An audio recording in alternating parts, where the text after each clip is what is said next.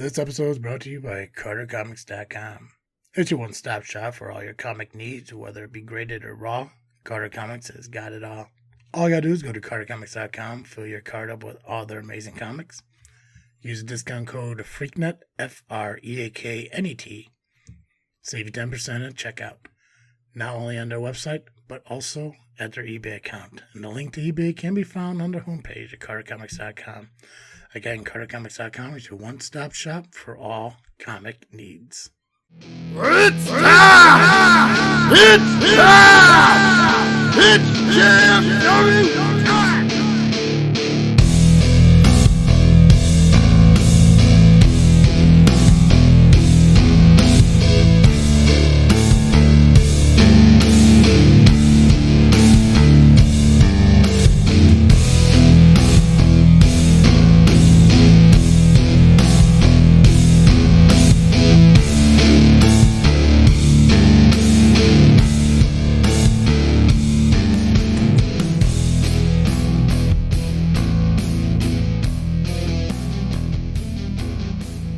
Alright guys, it's that time to get started in the ring with the greatest faction in podcast history. Just Freakin Wrestling, the JFW Podcast, hosted by Travis D. And I am the Faction Slayer, Nubby, the Amazing Turtle. Yeah. Nubby, I want to start off by apologizing to you because I know I'm taking you away from a possibility of talking to Paulie Tomaselli over on the Power Hour today. So, first off, I want to apologize for that. I know how excited you would have been for that. I'm dodging a bullet, honestly. Yeah. If I'm gonna be belittled, I might as well just not be there to be belittled. So it's fine. It's and then Steve not, stick up for me. Well, no, because I was really excited because if for some reason if my internet and show was not working out and we weren't going to do this show, I would love to watch the Power Hour as Paulie spews out the same old jokes that he's been spewing about you for the last decade and a half, as Steve just sat there and watched in amazement, like he was witnessing Santa coming down the fucking chimney from the railings of the stairway, just in shock and awe. So I mean, I was asked if I wanted to go on. And I'm like, you know what? Y'all have fun. Just remember, whatever you do will dictate what I say next week. That's right. And it sucks that you're not GM of ARWPro anymore, so you couldn't make the official matchup between you and Paulie. Or Paulie and Steve. Ooh, God. Because I could have done that. If you created a tag team match, Paulie and Steve versus you and Blank, who would be Blank?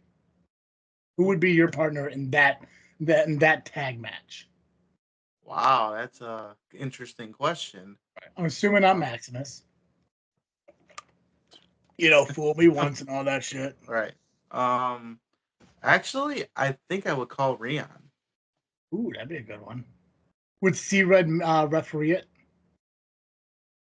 it? If given the option, yeah, I think he probably would. Right. Just turn it into like a whole like Freaknet style matchup plus Paulie. Yeah. Right. C-Red could fucking ref it. Me and fucking Pax could be in the audience fucking cheering you on, and Tom and Kyle could all be in stupid somewhere. Because they don't what they call it? 40-year-old men slapping tits. Is that what they refer to wrestling as? Which is funny because he says that we're going to these shows watching 40-year-old men slapping tits, but he sits there and jerks off to CM Punk, who's in his 40s, slapping Drew McIntyre in the tits. Right. So, goofy, right? Yeah, very goofy. But see, and like it's not even like that, like him mocking what wrestling is. It's the fact that he kept going to that same thing. 40-year-old men. Like, what is his fascination with 40-year-old men? I mean, he's gonna be 40 in a couple years. Yeah, so maybe it's like a fear thing of like realizing like eventually he's going to be that 40-year-old man. It was just weird. Like it's like and I get it. Like they've been gone in their whole Jedi talk thing that they didn't really have an opportunity to attempt to mock JFW and shit, which, it's cool. It's awesome that Tom once again gave Kyle the opportunity to, respond to something. Which again, I also realize, and I get why Tom and Steve get along so well, is that they're really kind of the same fucking person. Because just like Steve, Tom will take like the littlest thing and make it above and beyond worse than what it actually is. Because I don't think I mocked anyone for buying toys. It was just a shock to me that somebody's gonna spend $300 on a fucking toy. I didn't say that collecting toys was dumb.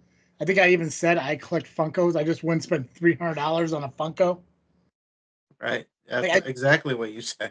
Yeah, so it's like they take this smallest little thing about me being shocked that somebody bought what I thought was a lightsaber for $300 fucking dollars and turned it into me bastardizing collectors for spending money on shit.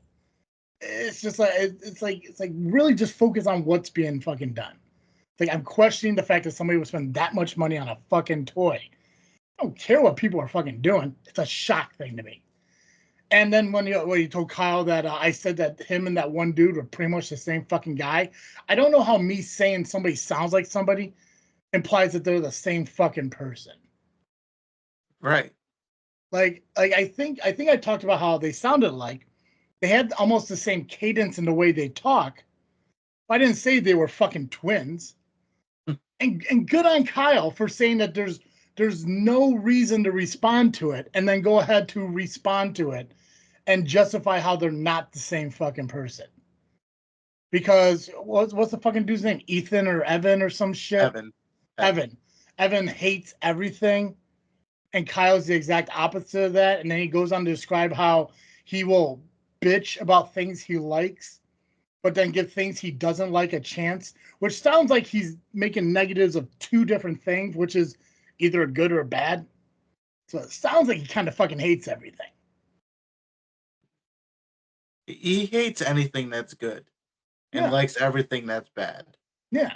But thank God he came up with something brand new and made a joke about me sounding like a character from Monsters, Inc. Thank God something original finally spewed out of his fucking mouth that wasn't being said for months and months and months because there's nothing else he could fucking say. And no, I would never move to fucking Florida, wherever Tom said. If I was moving to Florida, congratulations to be part with some Monsters Inc. fucking game. There's no reason for me to ever move to a fucking state like Florida. Like, yeah, Illinois is not much better, but when you look at like Illinois, you look at Florida, fucking even you look at California and shit like that, they're all just a bunch of phallic-shaped, over-entitled fucking states. I'd rather not be in any of them. Except California and Florida, they do have fucking Disney parks and shit. But the fact that, if I do move to Florida and have to be surrounded by overpriced, entitled fucking people like Tom on a consistent fucking basis, nah, I'd rather just fucking drift into the water and slowly fucking die than have to fucking have a neighbor like fucking Tamagotchi or whatever he fucking calls himself. Was it MeTOMicA? MeTOMicA. Stupider. That's just as dumb. God. I do appreciate though him making the songs and shit for this freaking show, Just Freaking Wrestling, and for Freaky Cemetery. Because all he said I do is I just talk about independent wrestling on a podcast. Negate the fact that I've asked him to make songs and intros for all these other things I do, which is pretty fucking cool of him to negate that concept of it, or belittling the fact that, and here's the thing, I don't recall ever saying anything negative about Jedi Talk for them to have to say like, oh, maybe we should start bad-mouthing JFW on Jedi Talk. I think I discussed the possibility of Carter Comics sponsoring Jedi Talk. I think I mentioned that. Like maybe down the road if something gets figured out. I never heard anyone bitch about free fucking money before. Like Tom complained that I offered him free fucking money, even though his Jedi Talk makes money and all this other shit that they don't need my fucking money. And it's like that's all well and good, but who the fuck turns down free money? I don't understand what, like, I'm guessing it's just 3 weeks of pent up bullshit that they had to just get off their chest. But it just none of it made fucking sense to me. Mm-hmm. Not even at the very end when Tom was talking about fucking Pacman dodging him and how, you know, he was an asshole all summer and he was calling it, but nobody was fucking seeing it. And I think everyone was fucking seeing it. And, you know, now he's talking about punching fucking Pacman in the face, but Pacman's talking about fucking beating up. Like, these fucking nerds are never going to fight each other. What? Why can't they just fucking get into reality, get out of fucking this illusion thing about how they would actually fucking battle each other? Yeah, like Pacman said he wasn't going to be on this week because he's going to be out of town on personal business after we were just talking about, you know, Florida.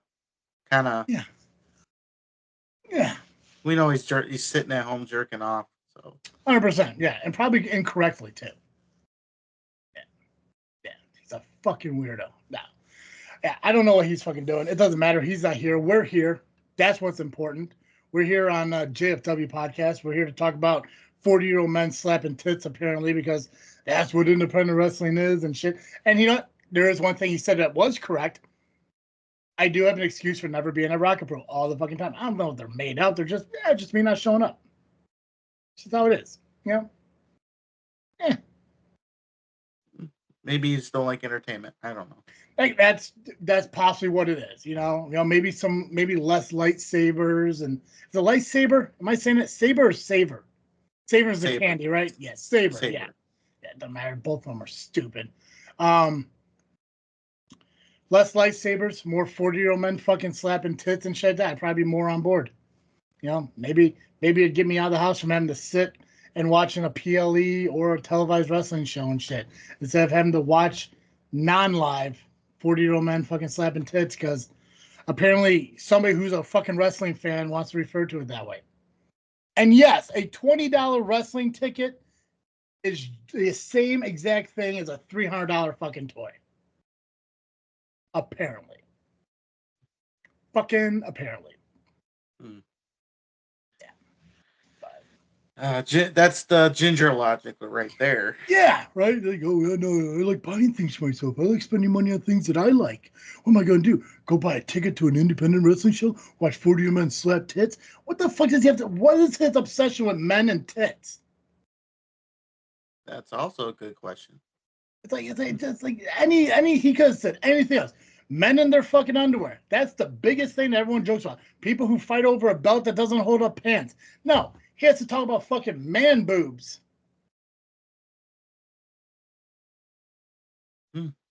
His insult to me is a long, drawn-out fucking complaint about 40-year-old man titties. I don't know. You should know. This is your friend. You grew up with this guy. What uncle does he know that makes him angry about 40-year-old man titties? Probably Kyle. Makes sense.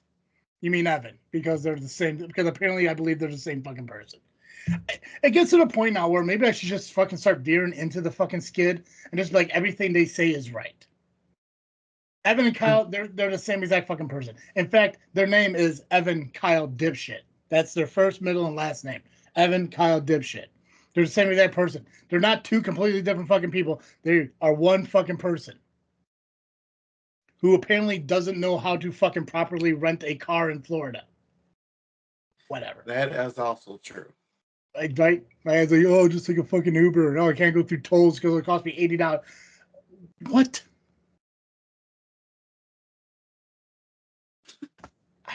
I don't, dude, I don't fucking know. It's insane to me. It's insane to me because it's like I don't want to sit here and complain about the shit they say. But if you look at Tom, I know Kyle doesn't listen to JFW Podcast. I know Tom does. And it reminds me a lot, and this is where we kind of go back into what annoys me the fucking most. Steve listens to the JFW Podcast and C-Red didn't. So Steve would relay his point of view to C-Red, which in turn would cause C-Red to bitch about me until C-Red finally heard what was fucking said.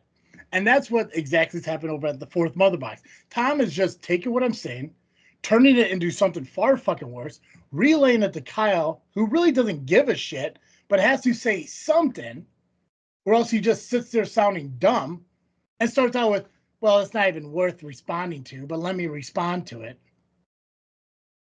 It's like, what is the problem with these people in this whole fucking world that want to take what I say, turn it into something far fucking worse to collectively have more people dislike me? You know, it's kind of like, you know, what you said about Steve, how him and Tom are the same. Because, like, Steve just recently did on social media saying that I said something, or I brought Paulie Tomaselli up when I really didn't. Mm-hmm. I feel that Steve did that because he really wanted to refer to Paulie Tomaselli in a Joe Hendry kind of way. I have never seen somebody kiss so much ass in my life until now. Steve loves him some fucking Paulie Tomaselli. Dude, and this isn't us bashing Steve. I don't need Steve to share this fucking show saying like, oh, I guess Turtle's on the hate train now. It's not us bashing. It's what is observed through perspective. Because everything that I say about spending money on toys, it's an opinion. It's not me determining somebody's a piece of shit or a fucking loser or somebody who makes poor choices. It's a shocking, absurd concept that somebody would spend $300 on a fucking toy. But maybe that's just me. Maybe because I don't have the luxury of spending $300 on a toy. I just don't. You know, if I did, I probably would. I wouldn't spend $300 on a fucking, plastic ring to fucking play with at 34 fucking years old. 35 years old, because no, it's just, I'm not doing it. It's just like, no, it's like, no, dude. I have Funko Pops in my fucking like little like thingy on Amazon where it says like, hey, once it gets down to a certain point, I'll fucking buy them, and that cap $10 fucking. That's it. So no, I'm not bastardizing anyone for making fucking $300 toy purchases. It's just a shock to me. But if Tom wants to relay that to Kyle, talking about how I said that about Evan for some fucking reason, hey, feel free to do so, man. Go ahead. You could say what you want about me, because no matter what, you are going to believe it, and you're going to continue to tell Kyle what you believe is fucking true.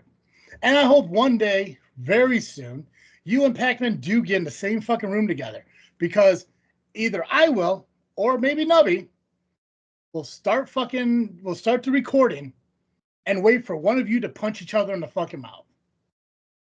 I bet it doesn't happen. And if it does, okay, I'll admit I'm wrong.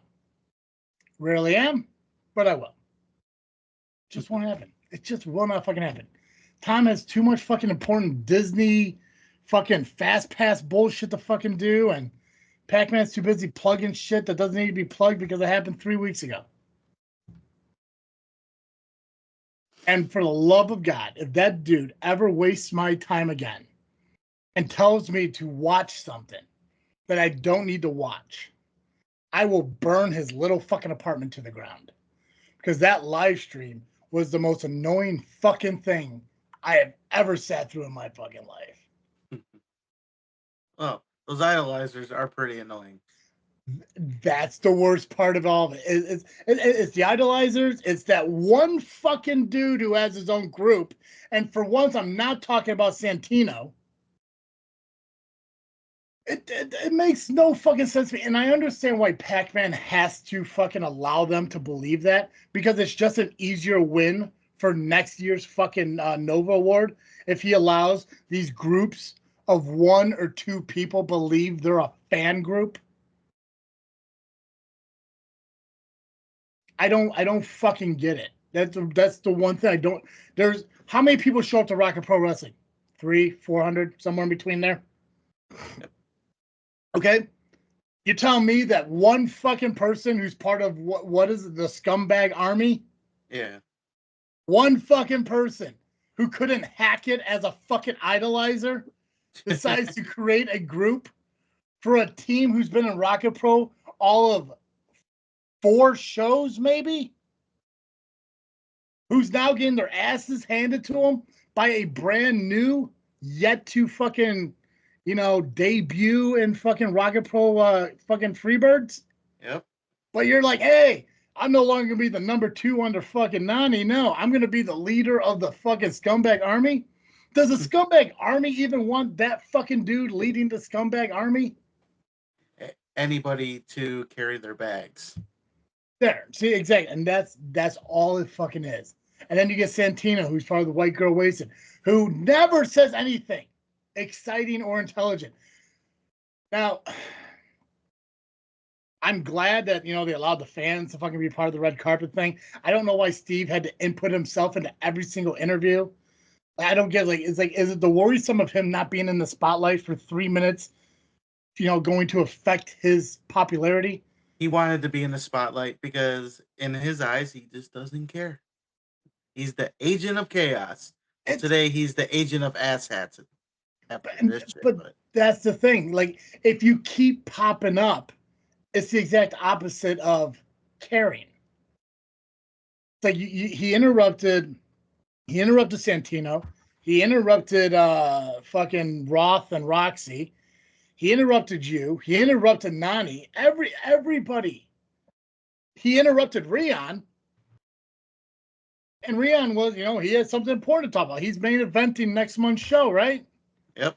He has the fucking morning after coming back on Sunday. So Rion had a lot of Rion shit he could be fucking talking about and promoting and building. And then fucking Steve shows up. And again, this isn't me bitching about Steve. I love fucking Steve, but come the fuck on, dude. It's like there's a certain point where it's just like, how much is too fucking much? Watch the live stream and you'll see. Sometimes there's just a little bit too much Steve. And it's stuff like that makes do I really want to be around that shit? Because in my mind, it's like, if I would have gone to that fucking premiere thing, I would have said I would have had a drink, I would have bullshitted with you and Steve and all this shit. And then I had to have been involved in some kind of red carpet thing, or I had to fucking listen to fucking Nani and her cackly, high-pitched bullshit fucking voice, and that fucking bro guy who attempts to fucking... Who the fuck grabs a microphone when somebody's interviewing them, by the way? Why did he keep fucking doing that? Just somebody trying to get relevant. Right? It's like, I think ARWPro is a really good company. But they allow the wrong people to shine sometimes. And it's insane. It's weird. Also, fuck Shelly for fucking you cutting your time on your interview. I don't think that was right either.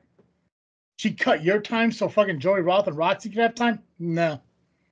That goes back to my whole thing about telling fucking Pacman, hey, don't allow people to dictate what you do with your shit. And then Shelly, I get the owner, comes up, cuts you off, says you have to be done because we have royalty coming in. The same royalty that beat them down and took those belts back from them. Same royalty that jumped her. They jumped her at her birthday in a bathroom or some shit. Yeah. Yeah, that's the royalty. They cut you off for them. That's on camera. And she wants to talk about how she doesn't like what her son did. I don't like what she did to you. What the Shellys got against you, Nubby? What do the Shellys have against Shell Turtle? I don't know. Maybe she's just trying to give everybody an opportunity to speak their mind, whatever. I know Bill loves me. He makes me look good in the entrance. I don't know. Maybe she's all mixed up in this whole thing with Maximus because that's her son, but at the same time, I am her star. So I don't know, but it happens. And honestly, I was quite all right being interrupted because it was more time to drink.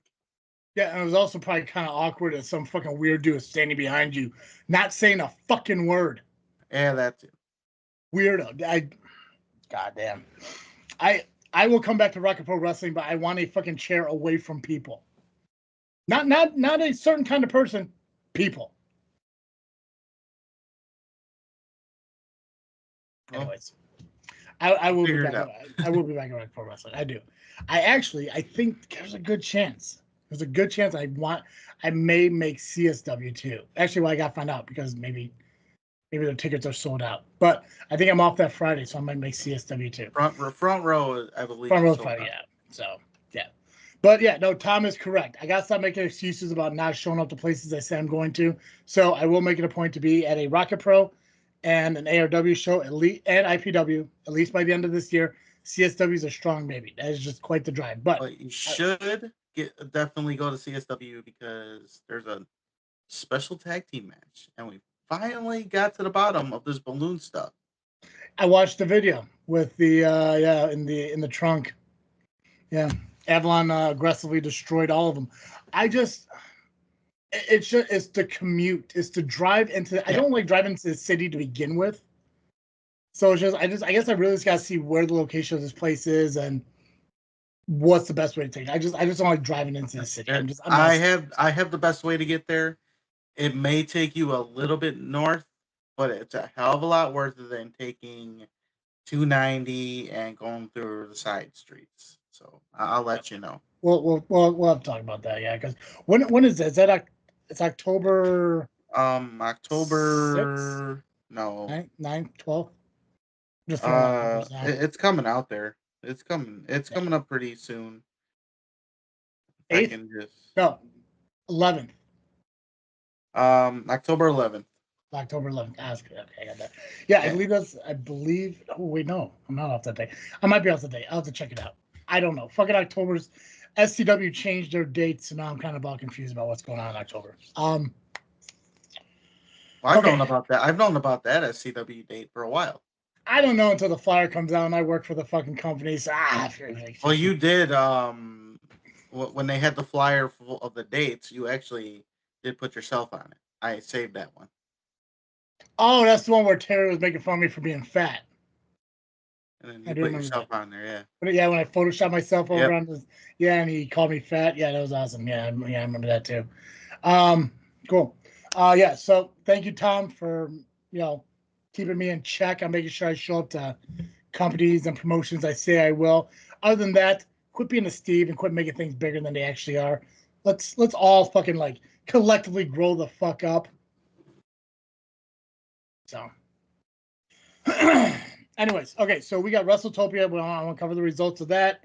I can run through POW's results as well, and then obviously we got some match cards coming up for Frontline Pro and ARW. Yep.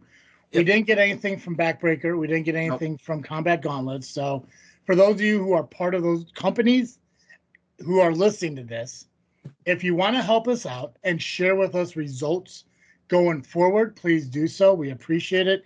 You can message us over the JFW Facebook page or whatever.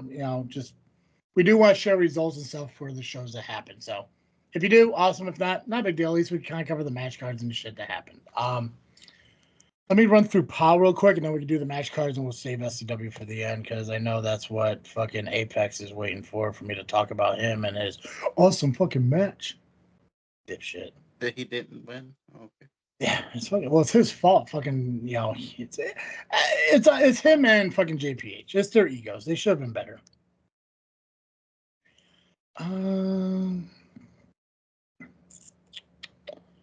Let's see here.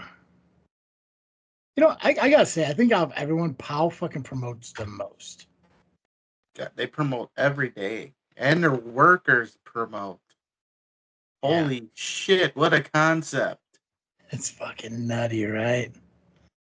Okay, so some quick results from this past Saturday's Saturday night fights.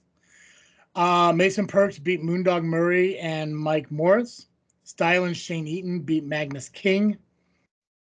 Angel de la Sombra and Axel Abreu ended in a double pin, thus leading to a confrontation and owner Jimmy Blaze making a 2 out of 3 falls at Wrestle Rage. Chris Hedford, dipshit, interrupted Blaze, explaining the 6-man at Wrestle Rage couldn't happen as Tyler Sullivan is out indefinitely. Who's he managing now? Wasn't that the last guy? He's got what's his nuts? Jason Dukes. Is that and that's it. Jesus. God, that guy fucking he's a fucking faction slayer, man. He's his own faction. He just tearing his own from the inside out. So he kicked Jazz out. Yep. He kicked Steel out. Yep. Tyler Sullivan's out indefinitely. Mm-hmm. So all that's left is the fucking Genetti of the group. Yep. Cool. Rock on, Hedford. Nick Hedford came out from production area and confronted Chris on being a coward and taking. Wait, hold on, I missed part. Definitely again with shoulder injury. Nick Hedford came from the production area and confronted Chris. Wait, who's Nick Hedford? That's his dad. Oh, he's fucking get yelled at by his own father. He punched his own father not too long ago. Oh my god. Okay, so that makes more sense. Okay. So Nick Hedford came out from production area and confronted Chris on being a coward and taking the easy way out. This led to Blaze telling Chris he has till Wrestle Rage to find someone to replace Tyler or he be fired. Blaze also inserted Nick Hedford as special referee at Wrestle Rage 22. Fuck you, Chris. Who's gonna help that? Who's gonna help him? Nobody. Absolutely nobody. All right, Poindexter. AC Hamilton beat Mihooks O'Bannon. Kazile defeated Trog by disqualification when Tommy McCobb attacked Kazile. So the next event will be October Havoc out at Fox Lake, and that will be on October 5th. Yeah. So, yeah. Sucks for you, Hedford. Guy's a fucking turd. Jesus Christ. Okay. So Frontline Pro is this Saturday. So is ARW. Whichever match card you want to start with, man, go for it. I'm going to start with Frontline as soon as I can find the match card. Okay, here we go. No, that's the wrong one. I almost said October's.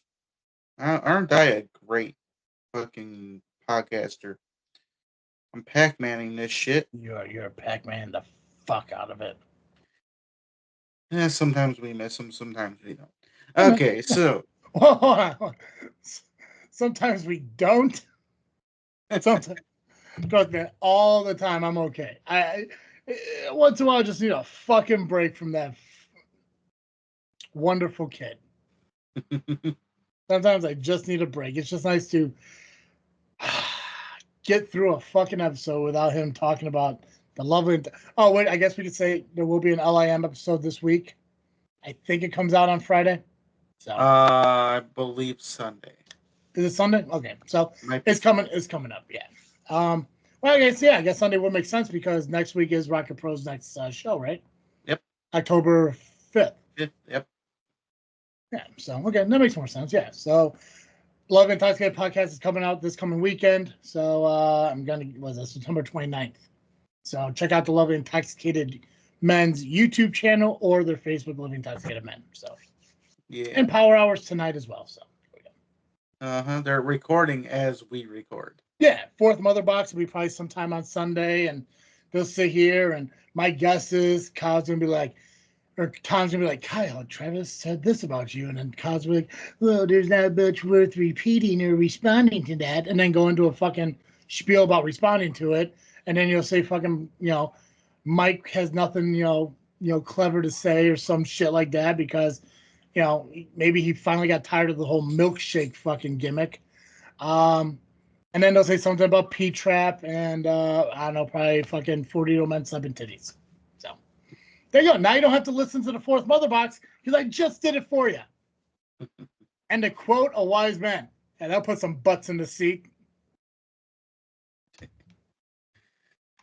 All right. So, Frontline Pro is this Saturday, September the 28th. It is the Night for Tyler show. It is 10631 County Road B in Marshfield, Wisconsin. Free admission. Doors open at 4 p.m. Bell time is 6 p.m. And let's see, what do we have for matches? All right. Oh, it is Night for Tyler 7. Good thing I can read Roman numerals. In a singles match, we have Aaron Arsenal taking on Disco Ray. For the tag team championships, we have the new guys. Ooh, we got some new guys.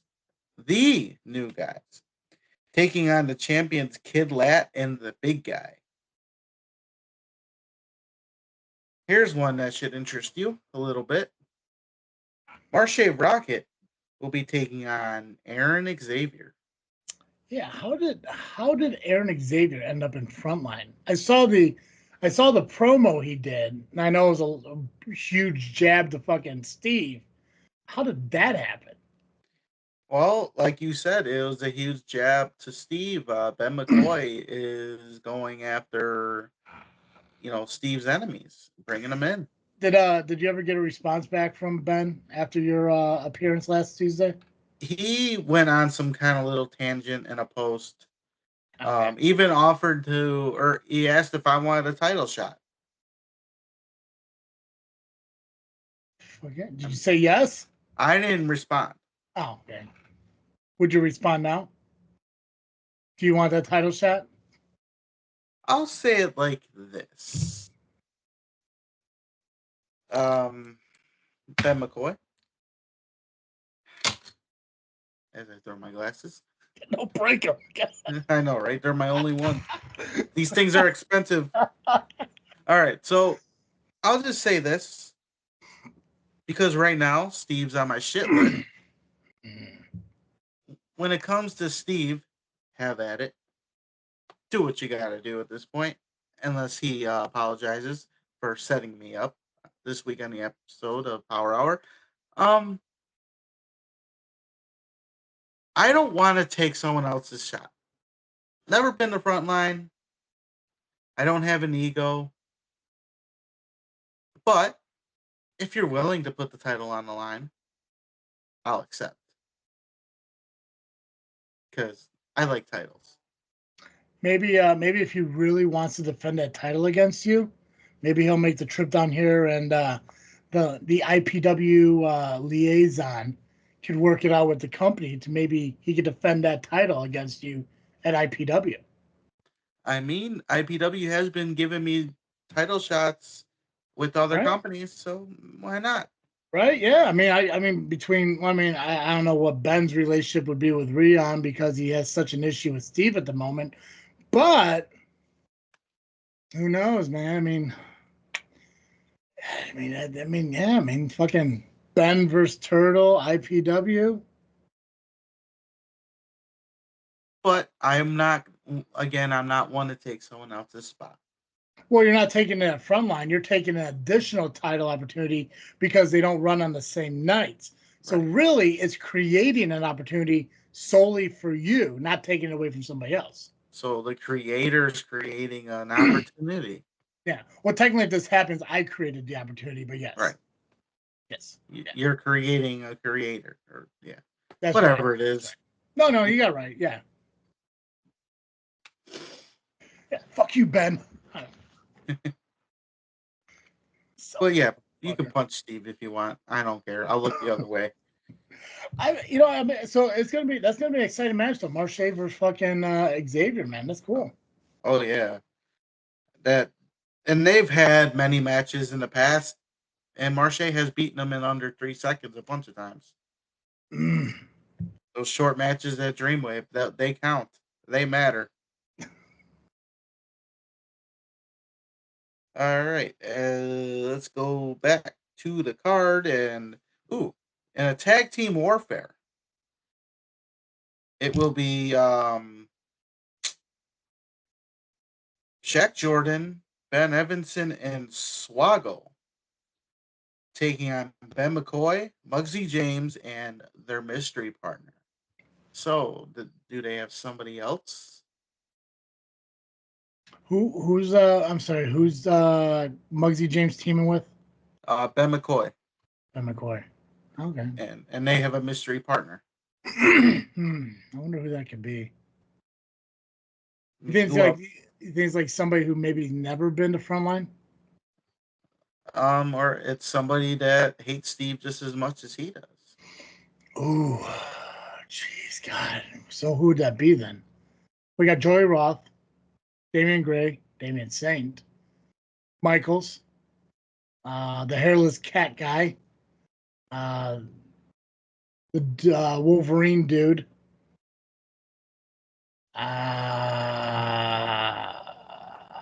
Hedford. That's another one. A member of the Workhorses. Ooh, yeah. Maybe all three of them. Maybe that's a loophole. The Workhorses. Our partner is the Workhorses. And boom, all three of them show up. Yeah, I mean, fucking J.R. Lindsay. Yeah. Fucking dude, Steve has a list, brother. Yeah, and he does it on his own. He makes his own enemies. Who's the guy crash tested that took his job? Oh, Cameron. Fuck that Cameron? TJ Steele? Yeah. God damn, yeah, Steve's got a fucking list. And he can't sit there and say it's everyone else's fault at that point. I mean, Jesus Christ, man. Dude, that'd be fucking interesting. And didn't Muggsy Face Swaggle a few months back at Frontline, right? Yeah. Oh, so yeah, maybe a little retribution coming. Yep. Now you would think it would have been Quinn Whittick, but he's got his own match against Jason Hades. Ooh. Now is there a difference between Jason Hades and like Jason 19 or whatever it is? Hades X1X. There we go. Yeah, 19. I mean, essentially we know it's the same person, but different personalities. So is it it's like Demon Balor and Finn Balor? Yeah. Or Bray and Fiend? Yeah. Corporate Kane and yeah. So but to me it's gonna be like Hades is taking on his younger self. Because Quinn is, much younger than Hades, but they have the same style. But can Hades keep up with him? That'd be tough. I mean, look at Rey Mysterio. Dude's he can still hang at his age. I haven't seen Hades wrestle since the Elite Pro Day, so I'm not quite sure how he really goes in the ring right now. Yeah, I mean, but he was kind of young in Elite Pro, wasn't he? Yeah, he was young. I mean, he's not that much older than me. I think he's maybe a year older than me, anyways. But okay, yeah. So what was that? 38. I'm 39, so he's got to be 40. Are you? Holy shit! God damn. Yeah, I'll be 40 next year. Fucking hey, God. I'm going to replace you for your retirement. I'm not retiring yet. No. Hey, you can finally be one of those guys Tom was talking about at the indie shows, though. Oh, 40-year-old slapping titties. Slapping titties, yeah. Yeah. I mean, I do chop a lot. So You do, but you chop at a 39-year-old level. Once you hit that 40-year-old level, though, then it's game on. Might be enjoyable for Tom then. I don't know. I doubt. I don't know if you would know or not, but Quinn probably never really faced Hades, right? Because Hades' appearances are really slim, and if they are, aren't they at just pretty much CSW? Yeah. He hasn't really wrestled at CSW. Yeah, I won't say behind the team reasons, but the last time he did was, I think, the season finale. Maybe not last year, but the year before. It's been a minute. But that was Hades X1X. Yes. Well, actually, he did that outdoor show in June in his panda trunks.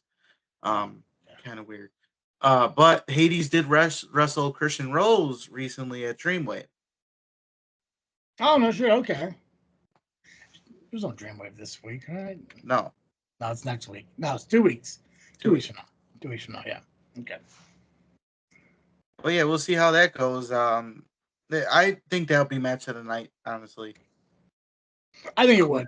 Quinn's awesome, and so is Hades. So Quinn he's former fucking champion at Frontline Pro, at Rocket Pro Wrestling. Yep. Now Wrestle League and shit. So yeah, dude's champion for a reason. And he's part of Ben's creative stable, so I could slay that faction. Fuck yeah, you could. It's gonna happen. Yeah, you don't get to decide it. It just happens. Yeah. Yeah. And then we have another match you'll like we'll have Jake Parnell, or the Warhorse, whatever we want to call him these days. He'll be taking on your favorite, Joey Avalon. Nice. Fucking one half of the CSW Tag Team Champions. Yeah. That's another match of the night. So that's 2 matches that are going to be phenomenal. Yeah, I think that Hades Quinn will inch it out, but yeah, it'd definitely be a close second for Matt. And that's cool because the thing is too, this is a stacked fucking card for a free show. Oh yeah, which is awesome. I mean, I don't know who Tyler is, but obviously, it just seems like it's kind of like a benefit show in a way. Yeah. So it shows, even though Ben's a dick, I'm assuming his wife is probably doing more of the behind the scenes shit, handling business while he's off being a dick. But at least she's holding on to what I think the whole purpose of Frontline Pro was, and that is doing good for the community. So, and that's really awesome how, like, because I mean, I don't think what people really realize is the cost that goes into booking fucking people. And these aren't cheap fucking bookings, you know? Oh yeah. So, like, they're definitely going above and beyond for a good cause. So, other than Ben McCoy being a dick, Frontline, this is awesome. So, yeah, I don't know how many times I said Ben McCoy was a dick. I say it's about 18. Perfect. Well, because he's a dick. Yeah. And then we have, for the Battle Championship, it's a ladder match. It features Rhea's Atlas, who is the champion, taking on Brock Hall, Adonis Allen, EJ Swanson, Corey McHenry, and Lennox Leone. Nice. That's a solid group of fucking guys. Oh yeah. Fuck yeah. Oh, I'm gonna go with Corey. Come on, Corey McHenry, win it. Oh God, when was the last time I heard of Lennox Leone? It had to be a minute. I mentioned him recently. He did CSW not too long ago. Okay. You said you're going with McHenry? I'm gonna go with McHenry. I'm gonna go Lennox. I'm gonna say Lennox. Dude's name just fucking pops to me, man. I don't know what it is, but I'll go Lennox. But that is the card for Frontline Pros, A Night for Tyler 7. It is at the Bakersville Bar.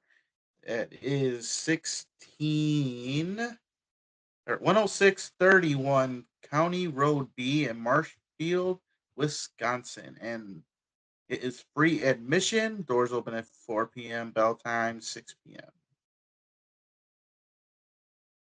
Awesome. There was one more show that's happening this weekend. I almost forgot to mention it. But I didn't forget to mention it. Somebody forgot to remind me. But Midwest Championship Wrestling presents one night only. MCW Illinois will be featuring live pro wrestling at the American Legion in Plano, Illinois on September 27th. There's no match card, but who's supposed to be in attendance? Well, the MCW World Champion Nasty Nick Nolan, Reality of Wrestling Superstar Main Man Matty Ice, MCW US Champion Rafael Quintero, AMB Austin Michael Baldridge, Chris Wildcard Mercer, and Adam Roz. So if you're looking to go to MCW on the 27th, it's at the American Legion, 510 East Dearborn Street in Plano. Tickets are $25. Show starts up at 7 p.m. So go check out MCW if you guys want to head out to Plano. Hell yeah. Hell yeah. Okay. We're good. Oh no, you got ARW, right? Yeah. Yeah. Okay. Shit, I almost forgot. Yeah. Shit. Okay. All right. So ARW. They miss 1 week. They have to cancel 1 week, and I forget all fucking about them. Okay. Okay. All right. So ARW invades Bulldog Park. What is Bulldog Park? Is it a baseball field?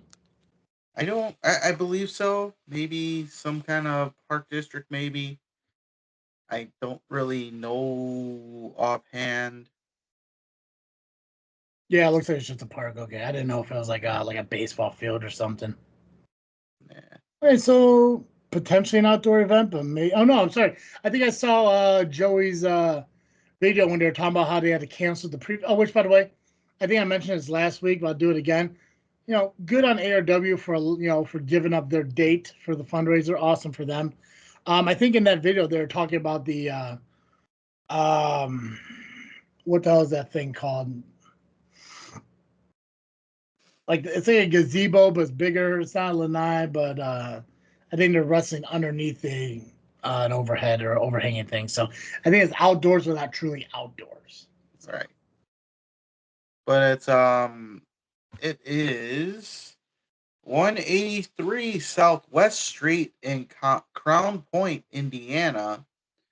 Tickets are available at the door for $15. Proceeds to benefit Operation Charlie Bravo, helping veterans with PTSD. It is an ARW and DWA collaboration show. Doors open at 6 p.m., bell time 7 p.m. There will be a special guest, and that is Buff Daddy, Buff Bagwell. Nice. Then the last time I saw him, it was an ARW show outside of what I think was a Hooters. I remember the outdoors. Is that the one where he wrestled Ivan? Yes. Yeah.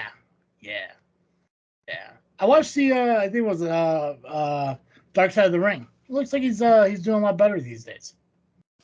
So there was one thing that did creep me out about him though.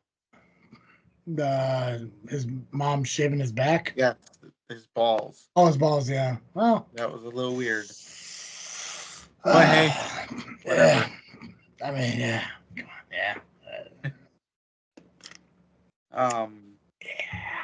Only a few matches have been announced.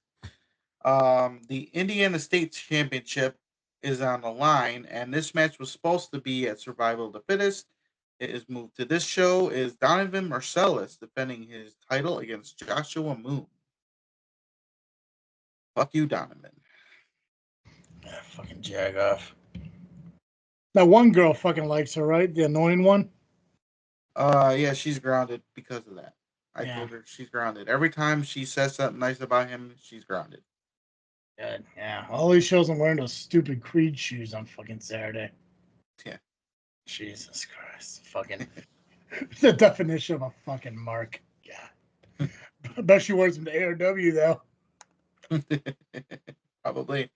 Well, speaking of James Creed, he will be taking on Willie Richardson, another match that was supposed to take place at Survival of the Fittest. So this one was also moved to this show. Yeah, James Creed will finally get his hands on Willie. Yeah, but is it really going to be one-on-one? Never is. Not when Nick Diamond is there. Yeah. And Shitty Schultz. Yeah, it's. I mean, I don't know. Creed's not a bad guy out there. I don't know if he's ever really made friends. Yeah. I could say he's been a loner. Yeah. Yeah. I mean, which sometimes isn't a bad thing. I mean, he did get help from that wasn't CMOS, was it? It could have been. Who was the dude that came to his rescue against Cutler? I think it was like a while back. I can't remember. I don't remember, but it might have not been just to save Creed, but more like an enemy of my enemy type thing. Yeah, well, yeah, because it ended up being like coming to help him, but eventually getting a title opportunity, in return and shit. I can't. I want to say it was CMOS Dave, but I could be completely wrong. My memory. It's shit. Yeah. I do remember it happening. I just don't remember who it happened with. Well, you did mention CMOS Dave. I did. ARW just posted a video, and he's laying out a challenge. I think we should play that. I would. Fuck yeah. All right. All right, let me start that over. That stuff is garbage. I'll start over.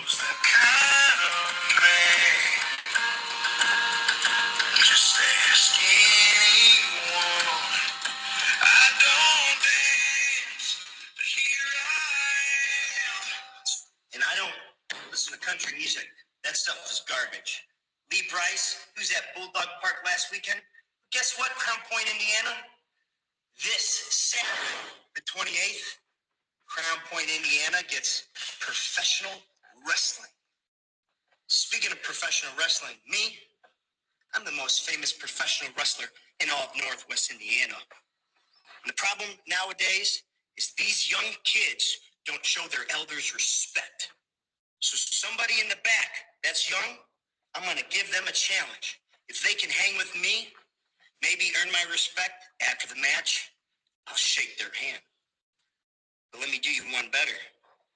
WCW legend, NWO hero, Buff Bagwell's going to be there. And guess what, Buff? Maybe if you're man enough to get in the ring with me, you can look me dead in the eyes and shake my hand. We'll see you this Saturday, the 28th. Wow. You fucking nerd. I'm the most famous wrestler in Northwest Indiana. That's like me saying I'm the most famous YouTuber in fucking Southern Will County. What the fuck is that? Are you kidding me? Northwest Indiana, Gary, East Chicago. Come on, dude. God, get out of here. Fucking shaking hands. Okay, come on, dude. And that was a solid fucking song. How dare he? That's a good fucking song. He's garbage. I'll say it. I mean, I won't say it to his face, but I'll say it right here. He'll just shove some sea moss into your face. Yeah, right. Yeah. That's what I'm going to watch from afar. I did, side note, get a personal invitation once again from Evans of the Workhorses at Wrestletopia to make my presence known at ARW. Mainly just so I could sit across the ring and stare at Ched. So the opportunity is very tempting. So I just, God,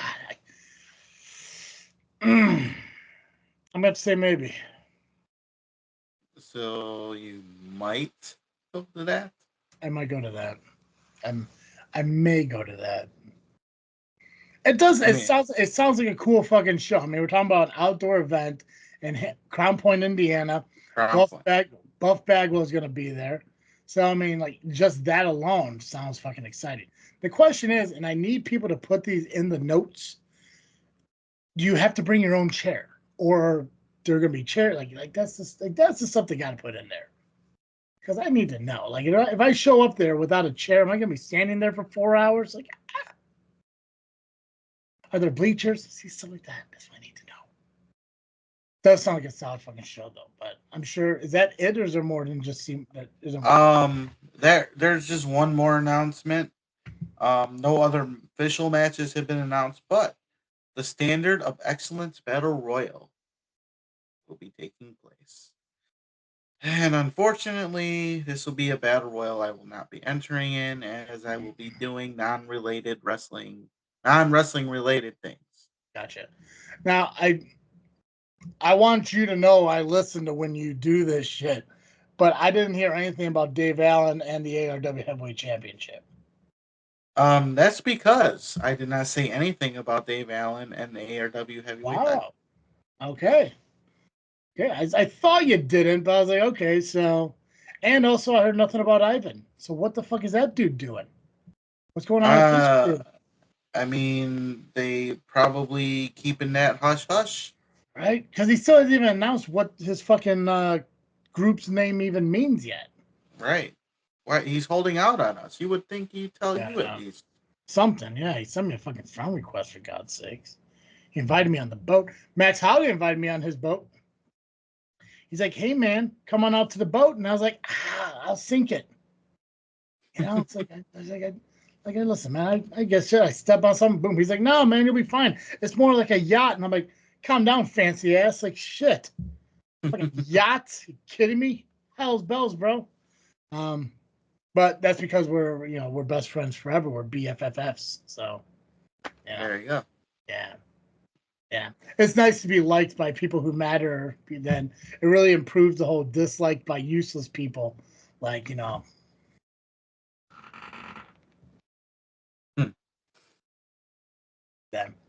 Mm-hmm. Yeah, dude, Bulldog Park up in Crown Point. That's kind of awesome. God, Bulldog Brawl. it's exciting. That Battle Royal, that's not the golden ticket Battle Royal thing, right? Unless they make it about the golden ticket, I don't think so. Gotcha. Then they just had a golden ticket this year, so they probably won't do that again until next year. Oh yeah, that's how that dipshit won that belt, right? Yeah, that dipshit. Yeah, I don't know what's his fucking name. Dipshit. Yeah. Dipshit Marcellus. Yeah. Who's Marcellus Spade? Marcelo Spade. Who's that? He's from C3, IPW. He has done ARW. Okay. That name's stuck in my head, but this isn't Dipshit. Dipshit's a different person. Okay. Yeah. Marcelo's not a dipshit. No, but Marcellus is. Yeah. Yeah, he's a dipshit. Yep. Dipshit of all dipshits. Yeah, and that fucking annoying girl likes him. Yeah. Jesus Christ. Does Ched like him? Yeah. Actually, he does. He has been going for him lately. Yeah. So. When he fucking comes out and everything, does Ched get too excited that he fucking leaps out of his Crocs or? Yeah, I think his Crocs went across the building once. He got so excited. I believe it. I think I got his socks on, fucking nerd. Okay. And that is the card for ARW Bulldog Brawl. Check out ARWPro on Facebook for more information on other matches as they get announced. Yeah. Oh. Yeah. Well, I know ARW once in a while will kind of like hold off on announcing at least one or two, but they're usually pretty good at getting their stuff out. I mean, maybe the week of. So. Well, I think the cancellation of the last show kind of put things a little bit off on other matches. So we'll see. I can believe that too. And then when's their next show in October? Probably the 11th, or not the 11th, probably the 12th. I think so. On the 12th, and they got one October 26th as well. They've added shows. Jesus, good for them. This past Saturday, Wrestletopia happened. SCW's biggest show of the year came to Shabance, and we got the results for that. We'll run through these here. Tommy Gunn picked up his first victory in SCW when he defeated the Sheik to open up High Voltage. Turtle, you took on Robert Casimir in his debut singles match, where you picked up the victory. Dallas Calloway picked up the victory against a debuting Brody Matthews. If you guys don't remember Brody, he was the referee who used to, be around SCW quite often a few years back. Made his return actually in the ring. He did pretty good. He had hair back then. Yeah, he was a little bit thicker too. Okay. Yeah. Okay. Yeah. The face looked familiar. I just couldn't.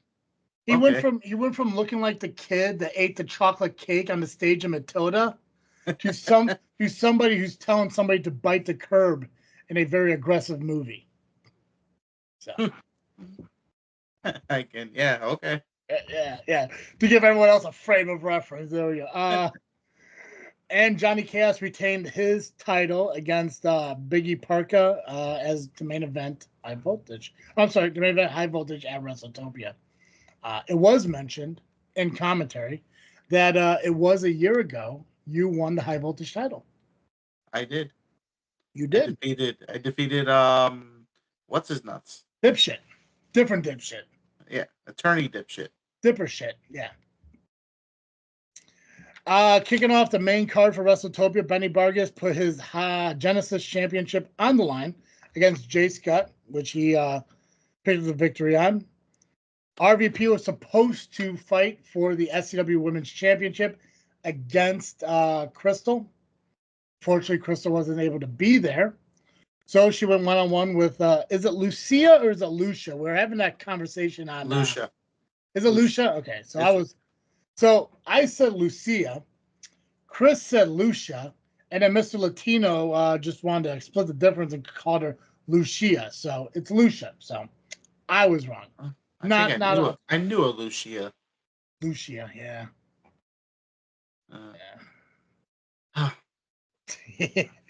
So Lucia got pinned by RVP in the match. RVP picked up the victory.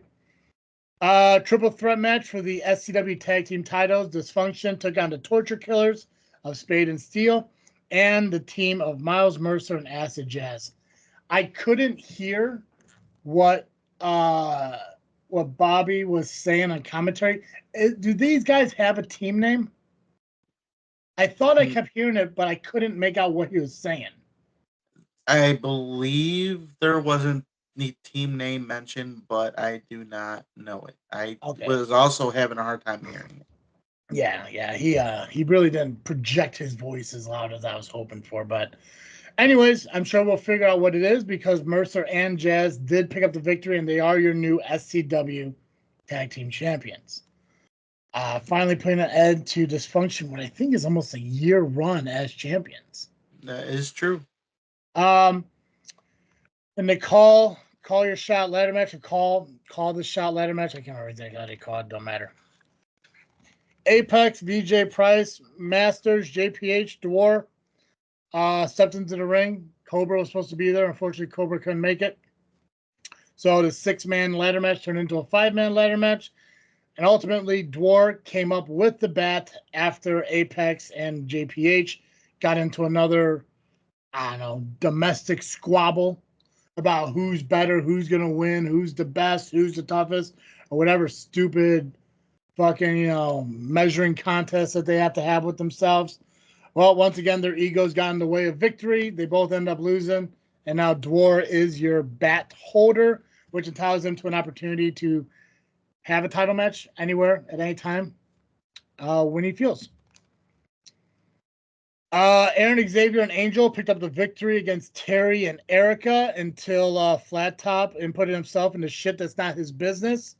Restarted a match into which Erica cheated and hit Aaron Xavier with some brass knucks to reverse the decision that rightfully should have stuck. But it is what it is. Well, you're skipping over what happened. What they fucked him up is what they did. Fucked him up. They cheated first. I don't think they cheated.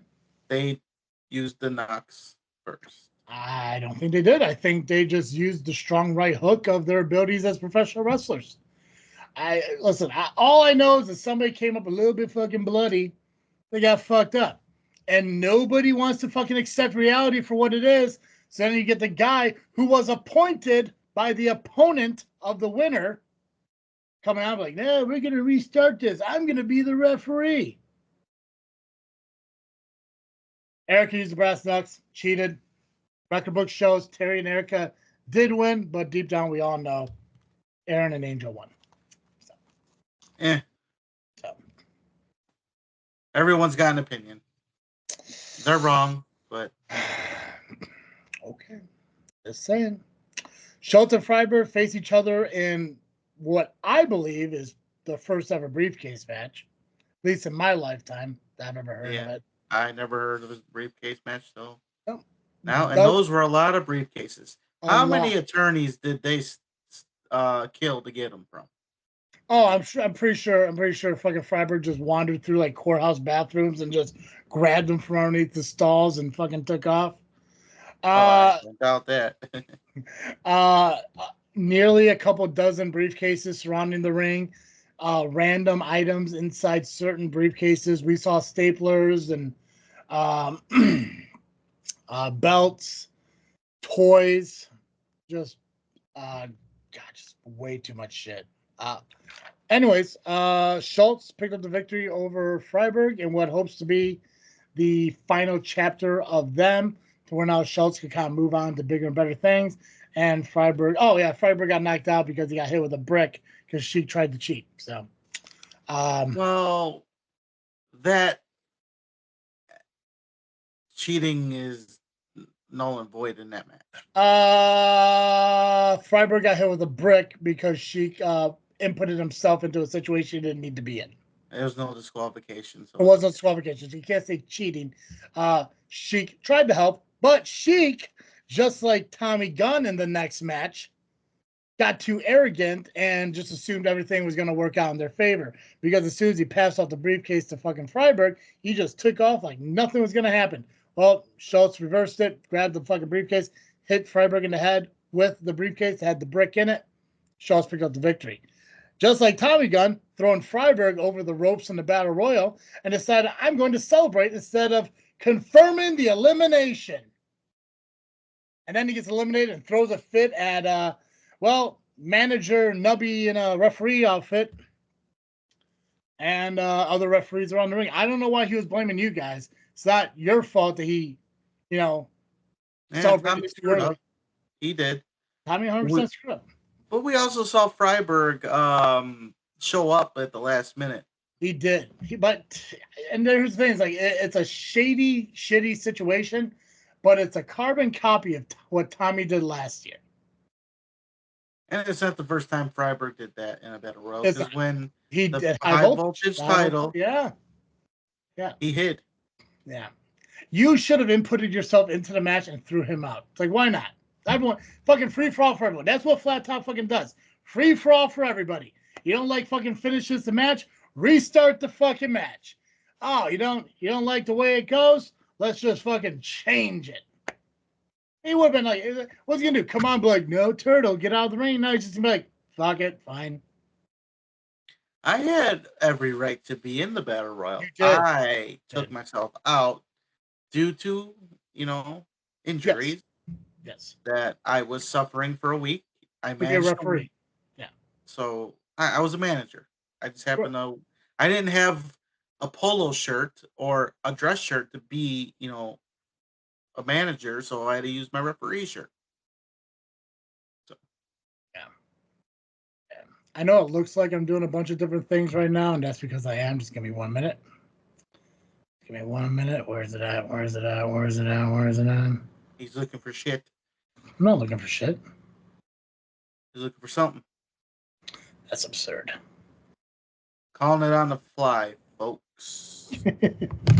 Hold on. People can bear with me for 1 minute. Just it's pretty important to what I'm doing. Give me 1 second. Give me 1 second. Hold on.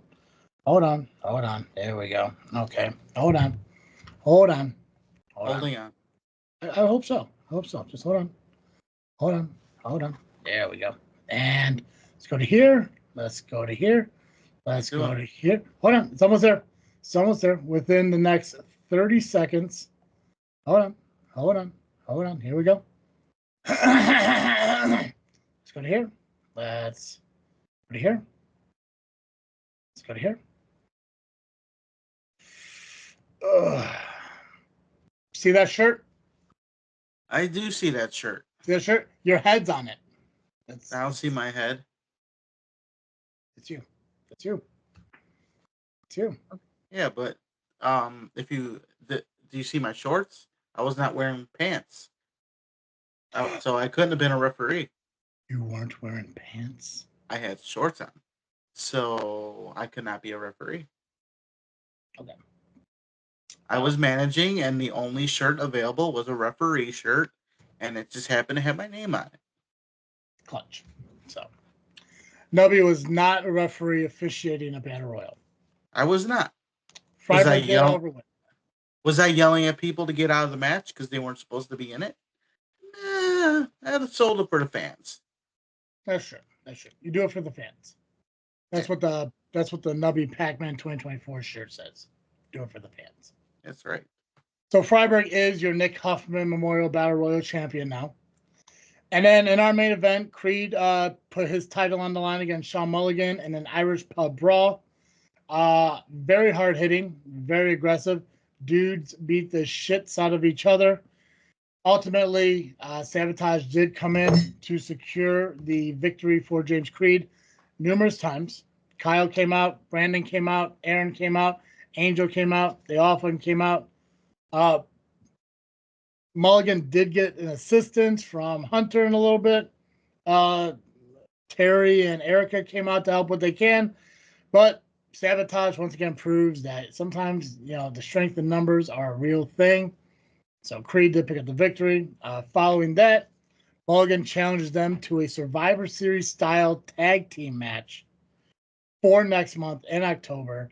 So as far as I can tell right now, as of right now, the main event for that show will be a 10-man or 10-person Survivor Series style match where Sabotage, Dysfunction, Xavier, Angel, and Creed will be taking on Sean Mulligan, Hunter Payne, Terry Allen, Marco Anthony, and Erica. So all in all, Wrestletopia, phenomenal fucking show. Everyone showed up. They showed up. Well, Crystal didn't show up, and Decobra was late, but everyone else showed up, showed out. And well, I mean, and Flat Top did cheat Sabotage out of a win, but all in all, good fucking show. It was wonderful. Next show will be in October. Match card and stuff will be discussed when that comes up, and the poster will be shared as soon as that's available. So. Fantastic. Yeah. Nubby, anything else wrestling related we got to talk about? No, I think we covered. Oh, you know what? What are your thoughts on Jey Uso defeating Braun Breaker for the Intercontinental title? It's interesting to see if they do that because they're working towards a Gunther Braun Breaker like title match coming up. Because usually, it happened though. Well, it happened in NXT. No, Uso became the new Intercontinental Champion. Yeah, I know. That's what I said. I wonder if they did it. Oh, okay. To work towards a Gunther Braun Breaker title match, like how they. Okay. Like, Never mind. Lost my mind. I may have worded it differently, but yeah, no, I saw that he won last night, which it's cool because it's very rare that titles really change hands nowadays on TV. Like you may get like the tag title happening, or once in a while, or maybe the women's, or on occasion the IC title or the US title and shit like that. But it's very fucking rare. It hardly happens unless it's on pay-per-views and stuff. I think because a lot of the transitioning from new networks or old networks to new networks, and obviously with Raw, coming down to the final few weeks before they're not on cable for the first time in 35 years or whatever. There's a lot of cool, unique things fucking happening. Like I don't know, like I'm assuming you watch Raw every single week or at least see the notes and everything, but it's insane about how many attacks are happening on Raw. Between Rhea and Priest and Judgment Day, or the New Day and whatever fucking Karrion Kross's group is called, I can't remember. Final Testament. Braun and Bronson. Like it's almost anarchy on Raw. Like everything is fucking pure anarchy. And then you get to SmackDown, it's almost like the exact opposite. Except for like maybe once in a while the fucking Bloodline will fucking beat somebody up and shit, but it's like it's not collectively like a bunch of people fucking attacking everybody. So it's anarchy. So when you fucking turn into Raw, it's like it reminds you of when Vince was on commentary and the whole like anything can happen, the World Wrestling Federation. Like that's what Raw feels like. So for Jey to win, it's not surprising, but it's interesting on why it had to happen on that Raw and what's that going to build up to going forward. Because if I had to look at it, there's probably going to be a rematch of Bad Blood. Uso will probably retain it. I don't see him keeping it till Survivor Series because I think the focus that's going to be on Survivor Series is going to be Bloodline versus Roman's team or Cody's team fucking War Games. And I guess he could technically keep the belt if he wanted to by then, but I'd rather go back to Breaker by then or some shit. But we'll see. We'll see what he does. I think it's interesting. What's your opinion? Oh, I have one. I'm going to ask. I mean, you brought it up for a reason, so right. Well, because I just saw like people talking about it, and I kind of like it. Good for Uso. It was just weird to me at the time that Breakers lost the belt so quick, but you kind of just established their way of thinking a little bit. I mean, there could have been a strong build and make it mean more, Yeah. But the crowd enjoyed it either way, and I get that's all that matters is pleasing the crowd. Yeah, well, it kind of goes back to the I can't remember who the hell was it. Maybe it was Triple H. Like when I think AJ Styles won the world championship on a house show.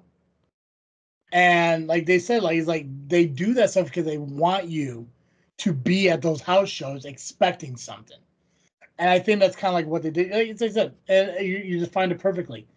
There wasn't a huge build up to it. I mean, like there was a lot of back and forth for a few weeks, but usually those happen to build up to Bad Blood, where he could have won at Bad Blood. I guess just the shock factor of it happening on Raw. Now, the behind the scenes aspect of it, before if there was any behind the scenes reasoning for Braun having to drop it, injury, failed drug test. But nothing seemed like Braun's gonna be gone for a while. Yeah. So I'm not saying that's what it is, but usually when people lose shit, it's one of those two reasons: suspension or out on injury. But I think maybe what this is, maybe they're also trying to humanize Steiner or Breaker a little bit. You know, not make him like this unstoppable machine. But I mean, it's a real toss up on the real reason. But I mean, Jay's been, you know, trying to go after single titles, you know, since the pandemic, and then just got stuck back with his brother and won the tag titles and all that stuff. And I know they'd mentioned something about how I don't remember what year it was, but it was September 23rd, I think maybe 2014. He was the first person to pin Roman Reigns on September 23rd, 2014, I think it was. And now September 23rd, 2024, he won his first Intercontinental title. So speaking of what I mentioned Vince, the Netflix Vince McMahon Netflix thing is supposed to come out tomorrow. Yeah, I heard Vince isn't happy about how it went, and I'm thinking in my mind they did exactly what you didn't want them to do.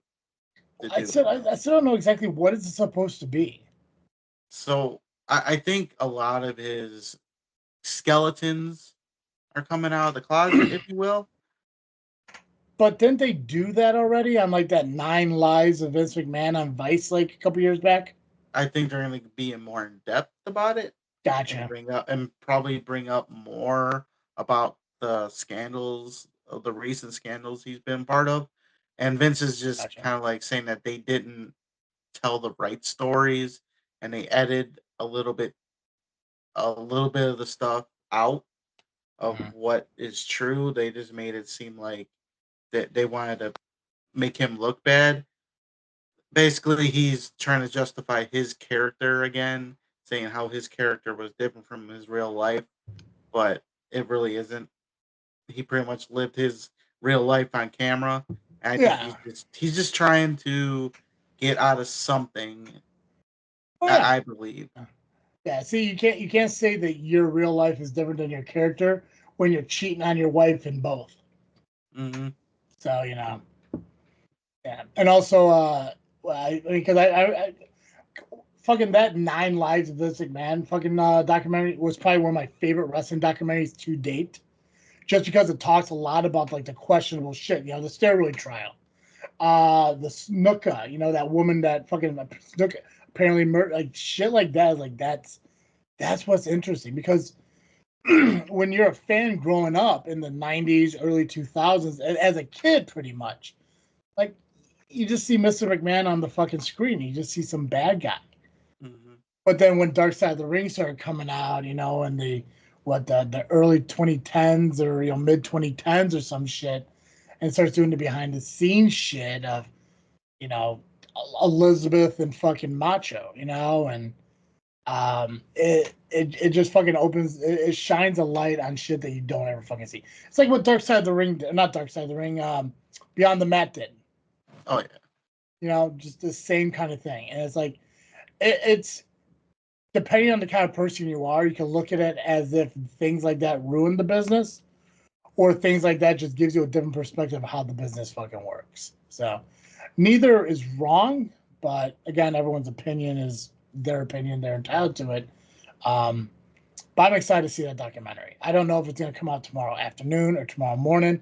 If it is tomorrow morning, I'm definitely going to fucking watch it while I'm at work tomorrow. Yeah, so I'm excited for that. But yeah, again, I'm excited for Jey. Since you asked the question, I'm excited that he won. I'm still really kind of interested in what they do as far as Jimmy, because it's like he's obviously not winning titles, but he's also not around right now. So Yeah, so he can come around anytime. I say he comes back right around Survivor Series time. I think so. Maybe a month. Maybe what? So, well, Survivor Series in November, so he's got to be back sometime soon. Well, because like the way it looks like right now, my guess is during that tag match at Bad Blood, that fifth person is going to join the Bloodline. I can't remember the name. It was discussed around SummerSlam. I can't remember another Bloodline member. So they're going to have their 5 for the War Games, but that leaves Jimmy and Jey Uso, Roman Reigns, Cody Rhodes. My guess is they're going to find a way to incorporate Kevin Owens into it. But if not Kevin, who else is going to be that fifth guy? Like, does The Rock come back? There were rumors about him coming back for that. Right. But he's got to come back as the heel. He's got to come back on the other side. Maybe not, because I don't think I can see him acknowledging Solo as his tribal chief. He could, I don't know because Roman Reigns ended up failing, and maybe in his eyes he'll see that. Yeah, he got choked. He got choked somebody Undertaker though. He failed too, with a stupid high collar bullshit suit. What the fuck was that? That Elvis bullshit. It'd be interesting though. Hey, The Rock is 50 and slapping titties. There we go. So he's Tom likes The Rock. Oh, okay, yeah. Well, he didn't talk about 50-year-old men slapping titties. He talked about 40-year-old men slapping titties. Yes, Which, if I was to look at everyone I know in the independent scene, most of them are either 29, 30, or 50. Very few 40-year-olds. I think they kind of just retired. So, hey, apparently they're somewhere slapping titties according to the fourth mother box, because why wouldn't a, comic book Metallica podcast who once in a while talks about CM Punk know anything about independent wrestling? Oh, man. Guys, if you enjoy listening to our show, continue to do so on Spotify, Podbean, wherever you listen to podcasts, iHeartRadio too, Amazon, anywhere. Just search JFW Podcast, Just Freakin' Wrestling. We will pop up. If you want to watch our episodes, you can over at YouTube at the JFW Podcast or Just Freakin' Wrestling YouTube channel.